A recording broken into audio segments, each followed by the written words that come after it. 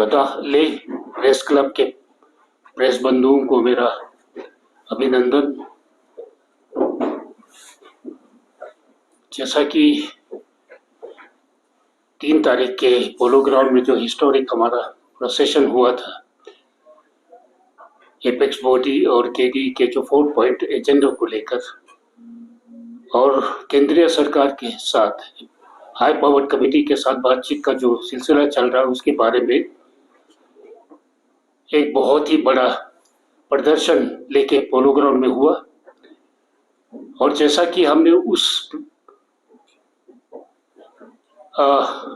भाषण के दौरान हमने ऐलान किया था कि एक तो 19 तारीख को जो हाई पावर कमेटी के साथ दिल्ली में जो बातचीत का सिलसिला जारी रखा जा रहा है, उसमें हमने एपेक्स बॉडी की तरफ से और केडी की तरफ से हमने उसमें शिरकत का ऐलान किया था।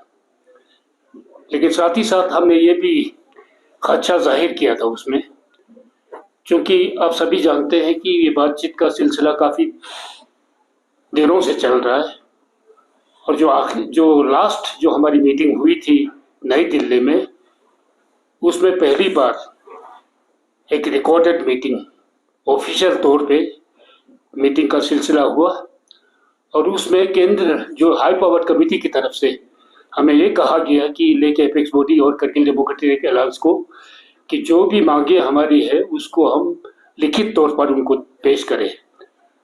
तो उसी के सिलसिले में हम लोगों ने काफ़ी कंसल्टेशन के बाद और जो कानून के जानकार है उनसे मशवरा करके हम लोगों ने एक ड्राफ्ट प्रपोजल उनको रखा था। लेकिन जब हमने ड्राफ्ट प्रपोजल सबमिट किया तो हमारी ये उम्मीद थी कि बहुत जल्दी हमें बातचीत के लिए दोबारा दिल्ली बोलेंगे, जैसा कि उन्होंने पिछले बातचीत के दौरान उन्होंने कहा था, हमें आश्वासन दिया था। लेकिन उसमें भी काफ़ी देरी हुई। नतीजे के तौर पर एपेक्स बॉडी और केडी के पास कोई चारा नहीं रहा सिवाय इसके कि हम इसके बारे में एक प्रोटेस्ट करें। और इस प्रोटेस्ट में श्री सोनम वांगचुक जी, जो मशहूर एनवायरमेंटलिस्ट है, उन्होंने भी हमारा सहयोग दिया। तो उस मीटिंग के दौरान हम लोगों ने ये आप लोगों के सामने ये ऐलान किया था कि इस बातचीत में अगर कोई फैसलाकुन नतीजा बरामद होता है, जो कि लद्दाख के लोगों की मंशा के मुताबिक अगर कोई नतीजा बरामद होता है तो फिर ठीक है। अगर ये नहीं होता है तो हम लोगों ने ऐलान किया था कि 19 तारीख के बाद जितना भी जल्दी हो सके 2-3 दिनों के अंदर फिर हम इसको ना सिर्फ रिज्यूम करेंगे बल्कि इसको शिद्दत के साथ आगे बढ़ाने का हम एक मंसूबा बनाएंगे।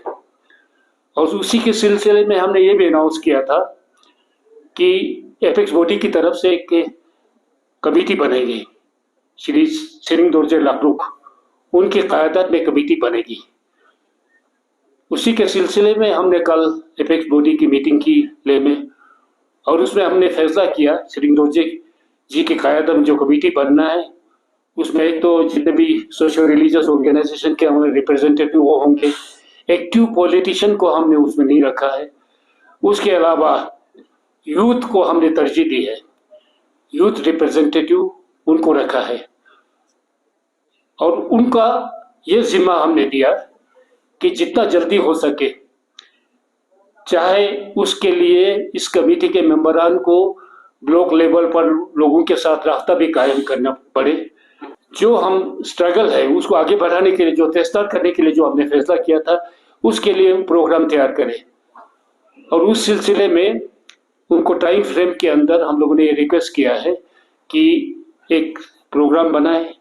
और सबसे पहला तो ये होगा, जैसा हमने अनाउंस किया, श्री सोनम वांगचुक जी और उनके साथ साथ मैंने आमरण अनशन करने का हमने फैसला किया। तो एक तो उसके बारे में जितनी भी तैयारियां करनी है उसके बारे में इनको चिंता करना है और प्रोग्राम तय करना है। और साथ ही साथ जो शुरुआती जो हमारा भूख हड़ताल का पहला दिन होगा, हम चाहते हैं कि उसमें काफ़ी बड़ा उसमें एक प्रदर्शन हो जिसमें ज़्यादा से ज़्यादा लोग शामिल हो सके, तो उसके लिए ये लोग प्रोग्राम बनाएंगे। और उसके साथ ही साथ जितना भी लोग उसमें शिरकत करना चाहें उनको भी दावत देंगे।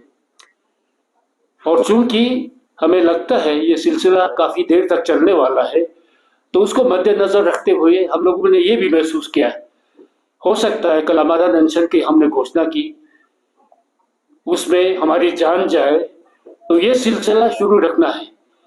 तो उसके लिए अगर हम में से किसी की मौत हो जाती है इस प्रदर्शन के दौरान, तो ये सिलसिला नहीं टूटना चाहिए। तो उसके लिए वॉलंटियर हम अभी से भर्ती कर रहे हैं। और हमारे पास खुशी की बात है, बहुत सारे लोगों ने इच्छा जाहिर की है कि इसको हम कभी, जब तक हमारी मांगों पे गौर नहीं होता, पूरा नहीं होता, इस सिलसिले को जारी रखेंगे। तो हमें पूरा यकीन है, एक तो वो भी ये करेंगे। और उसके अलावा जैसे भी हमने जैसा पहले कहा था 1989 के प्रदर्शन के दौरान हमने लोगों को हमेशा साथ रखा। तो ले के तमाम गांव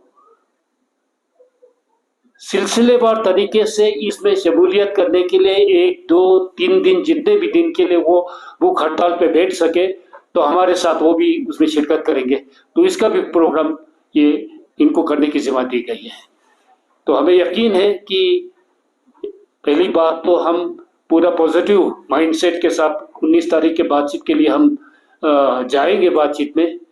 अगर उसमें कोई नतीजा पॉजिटिव रिस्पॉन्स आता है सरकार की तरफ से, तो आगे के कार्रवाई के बारे में हम दोबारा विचार करेंगे। अगर नहीं होता है तो इस प्रोग्राम पर हम अमल करते हुए हम इस प्रदर्शन को आगे रखेंगे।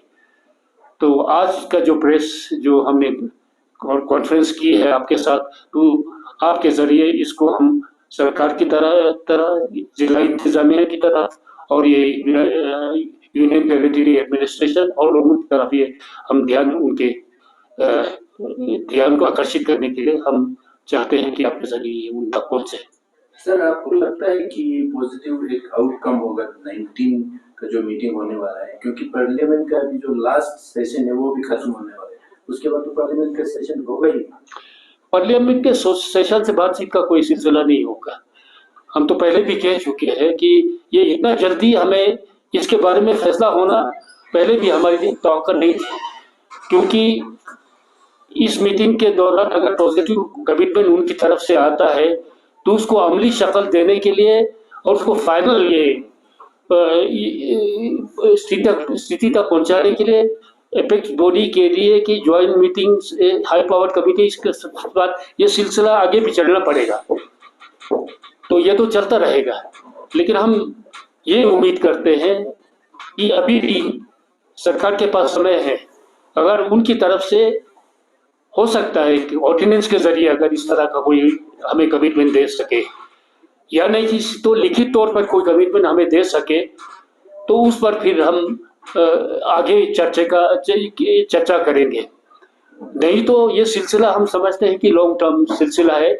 इसीलिए हम यही कह रहे थे आपके सामने कि अगर इस अमरण अनशन के दौरान अगर हमें जान जाती है तो इसको आगे तक ले जाने के लिए, और डेफिनेटली इसको हम आगे पुरजोर तरीके से हम इस आंदोलन को चलाएंगे।